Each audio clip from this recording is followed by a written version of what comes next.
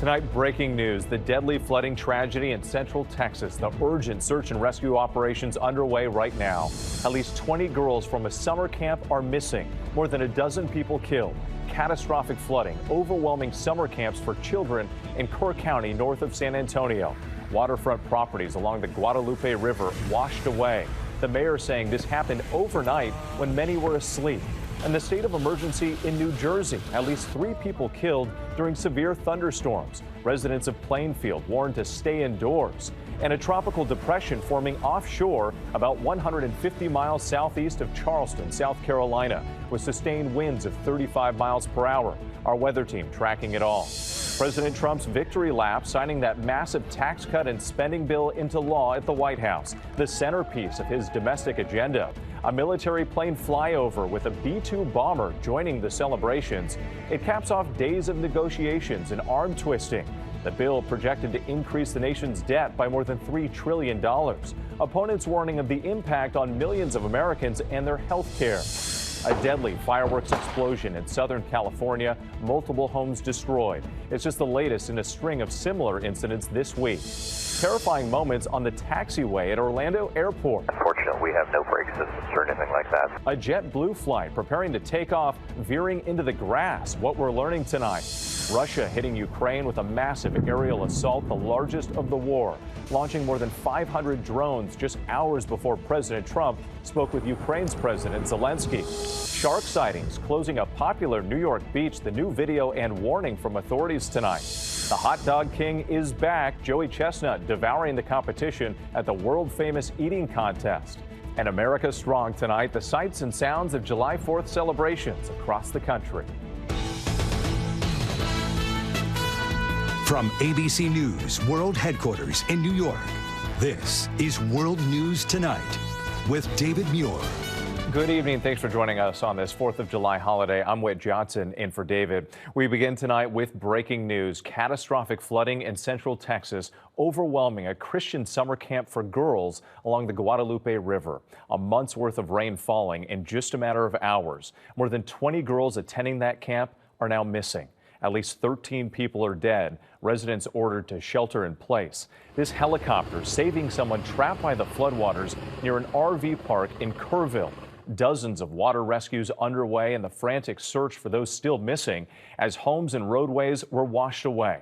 Up to 12 inches of rain already, with more still to come. And the state of emergency in central New Jersey. Strong thunderstorms are being blamed for at least 3 deaths in that area. Some 4th of July celebrations canceled. Our weather team is standing by with the forecast. But first, ABC's Morgan Norwood leads us off. Tonight, the desperate search for the missing after deadly floodwaters swept through central Texas. Officials in Kerr County, north of San Antonio, say there are at least 13 fatalities and more than 20 children unaccounted for at a summer camp, issuing a disaster declaration amid catastrophic flooding. On a day which is usually for celebration, it's a very tough day in Texas, and it was a destructive flood, taking property and sadly, lives. Homes washed away, floodwaters swallowing buildings and vehicles. After more than a month's worth of rain fell since the morning hours. This came at night when people were asleep in bed. Please pray for our community. Dozens of water rescues along the Guadalupe River. We have a few steps right here, and I can only assume that there was a house attached to it. The river rising to levels not seen in decades, according to the National Weather Service, rising from 7 to 29 feet in just 4 hours, reaching the second highest level on record. This happened very quickly over a very short amount of time that could not be predicted.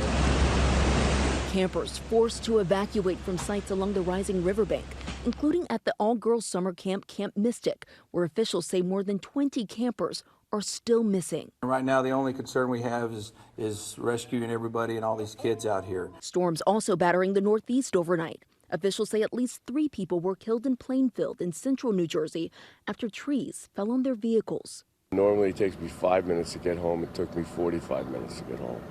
There's trees down everywhere. Winds in the region gusting to more than 60 miles per hour, taking down tree limbs and power lines. More than 110,000 households without power from Pennsylvania to Massachusetts. And the danger in Central Texas is far from over. Officials warning that rising runoff can make an already disastrous situation even worse. Ongoing water rescues underway at this hour, with officials working to notify families, even as they race to find those still missing. A critical stretch ahead tonight, with fears that the death toll could climb once again. Whit? Truly devastating storms. Morgan, thank you. Let's get right to meteorologist Brittany Bell from our New York station WABC. And Brittany, time out this flood threat happening right now. And with the flood danger continues, with soaking rainfall falling throughout this evening. So let's get right to those alerts. A flood watch that stretches from Abilene all the way to San Antonio.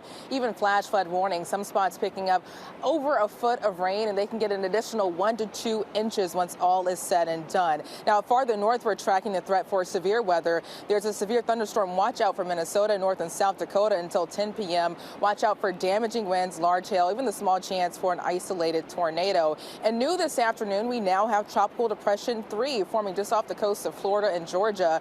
That will continue to intensify to a tropical storm over the weekend, making landfall along South Carolina, and that's forecast to continue to weaken farther inland as we head into early next week. Whit? Brittany Bell, thank you. We move on now to President Trump taking a victory lap at the White House today, signing that mega tax cut and spending bill into law amid much fanfare, including fireworks and a military plane flyover with a B-2 bomber. But opponents are blasting the legislation, warning it will add trillions to the national debt and force millions of Americans to lose their health care. Here's ABC's senior White House correspondent, Selina Wang.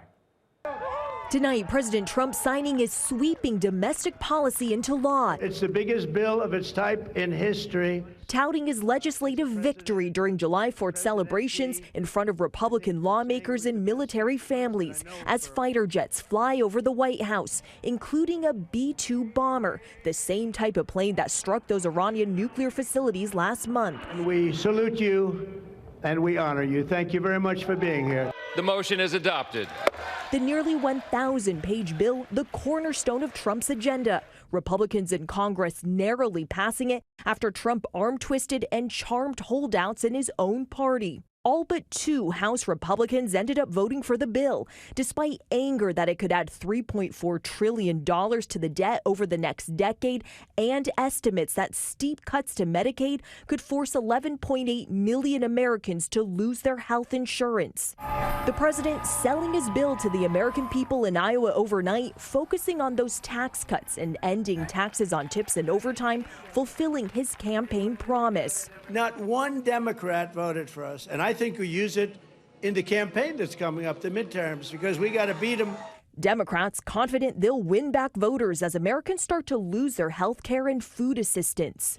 I don't think we have ever seen or are prepared for how catastrophic this is set to be. Those tax cuts, mostly for the wealthy, are permanent, while no taxes on tips and overtime work expire in 2028.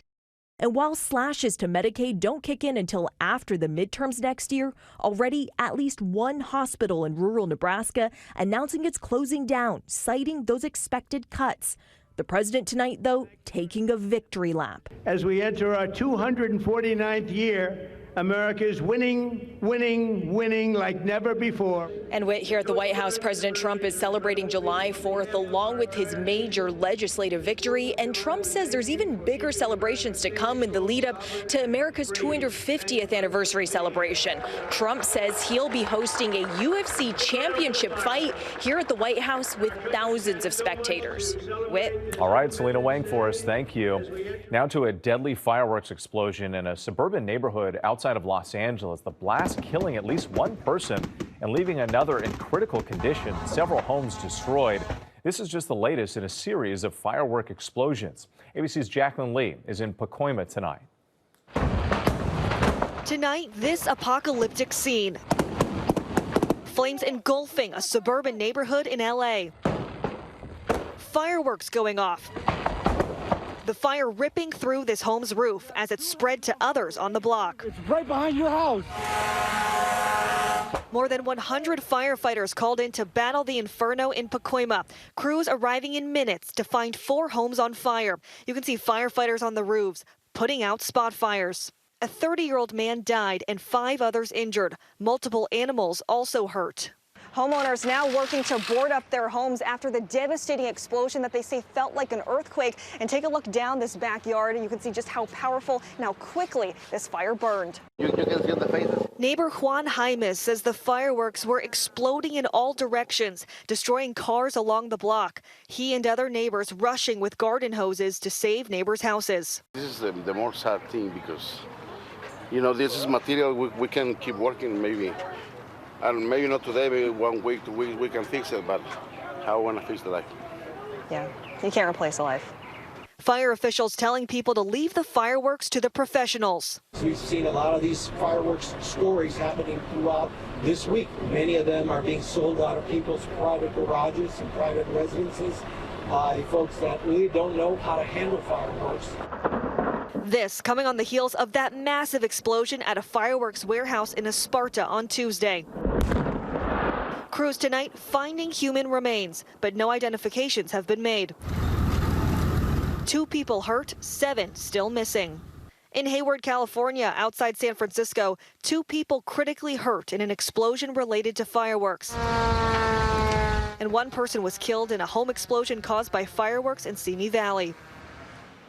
Whit, back out here in Pacoima, firefighters are still walking through these homes, assessing the damage and trying to figure out why those fireworks went off. Whit. Incredible just how many of these incidents have occurred. Jaclyn, thank you. And here in New York City, ramped up security ahead of tonight's big fireworks show. The NYPD's Harbor Unit and other teams patrolling the East River as skies light up above the Brooklyn Bridge. Police saying there are no known threats. An intelligence bulletin obtained by ABC News identifying a potential lone wolf attack as the biggest concern.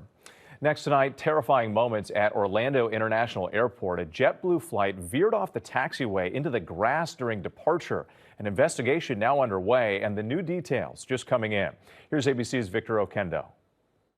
Tonight, frightening moments on board a JetBlue flight departing Orlando when the plane's nose gear veered off the taxiway and into the grass. 7488, ground. Yeah, we have no braking, no steering. We're trying to stop the aircraft. Roger. The JetBlue flight was preparing for takeoff to Worcester, Massachusetts, when the pilot warned air traffic control the plane was sliding off the taxiway. We're slowly rolling towards the grass because we have no brakes and no steering. There were no injuries on board, but passengers had to deplane and were then bused back to the terminal. It comes just 3 weeks after another JetBlue flight veered off the runway and onto the grass after landing in Boston, after the pilot reported they had no steering. Passengers on that flight safely evacuating. According to the FAA, today's JetBlue flight experienced a hydraulic issue.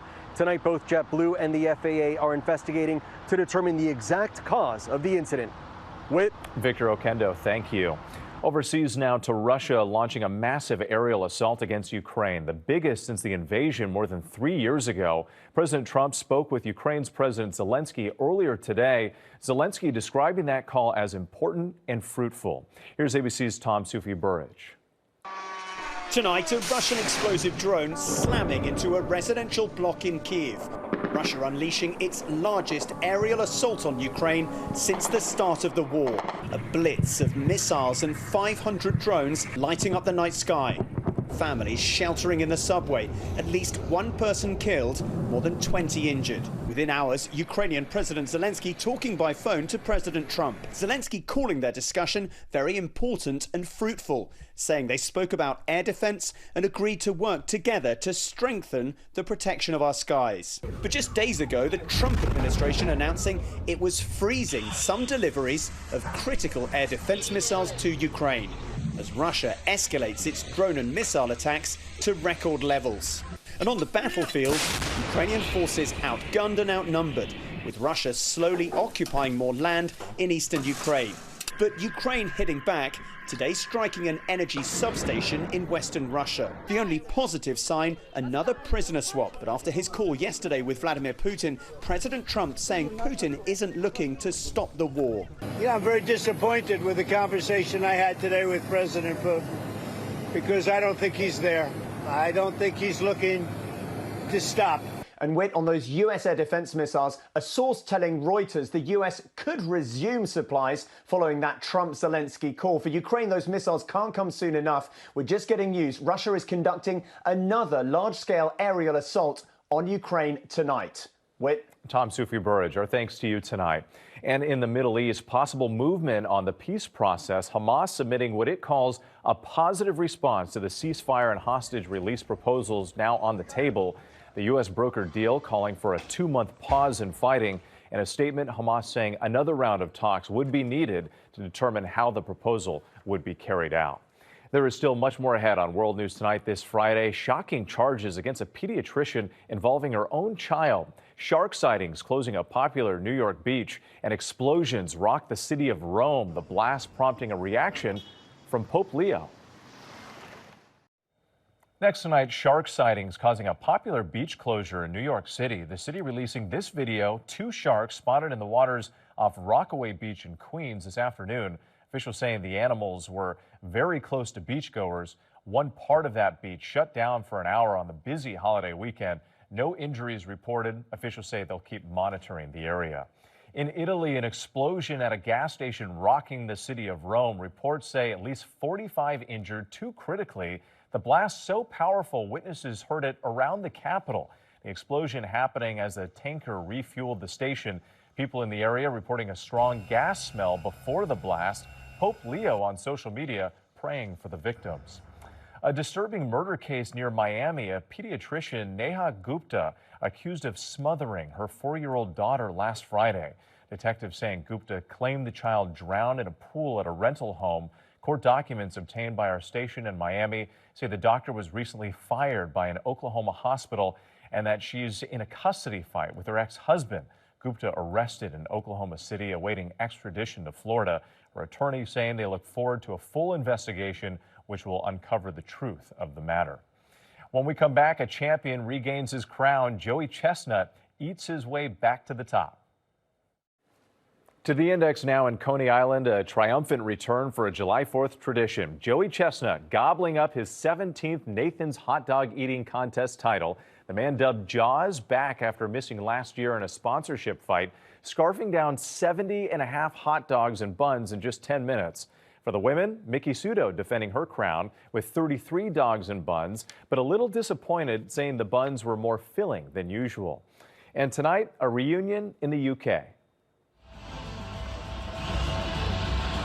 90s rock band Oasis back on stage. 75,000 fans packing a rugby stadium in Wales. Brothers Liam and Noel Gallagher performing together for the first time in 16 years. The group with hits such as Wonderwall and Don't Look Back in Anger on tour through November. Still ahead, the moving sights and sounds of the holiday. Finally tonight, the nation celebrates 249 years of freedom. From parades to fireworks. Small towns and big cities across America marking the 249th year since the Declaration of Independence in 1776. In Canonsburg, Pennsylvania, residents have a tradition of getting up bright and early to secure front row seats along the parade route. We've been staying in this spot for years. Every year we come out a couple hours before start time and rope off our spot. In McAllen, Texas, Girl Scouts from Troop 436 ride on their float in the 4th of July parade. In Brattleboro, Vermont, parade goers filling up Main Street. In Santa Monica, California, this young girl riding her scooter under a giant American flag. And in Grand Rapids, Michigan today, festive celebrations honoring America's birthday. It's just the neighbors here who come together every year to put the parade together. Kind of reminds us of the collective spirit that is the basis of our democracy. March! And this ceremony in New Haven, Connecticut, honoring the patriots of the Revolutionary War, taking a moment to reflect on how it all began. So many people that sacrificed everything, their fortunes, their lives, to give us our freedoms, and it just reminds us of how fortunate we are. Happy 4th. Good night. David Muir, the most watched newscast in America. And now, ABC's World News Tonight has won the Emmy for Best Live News Program for the 3rd year in a row.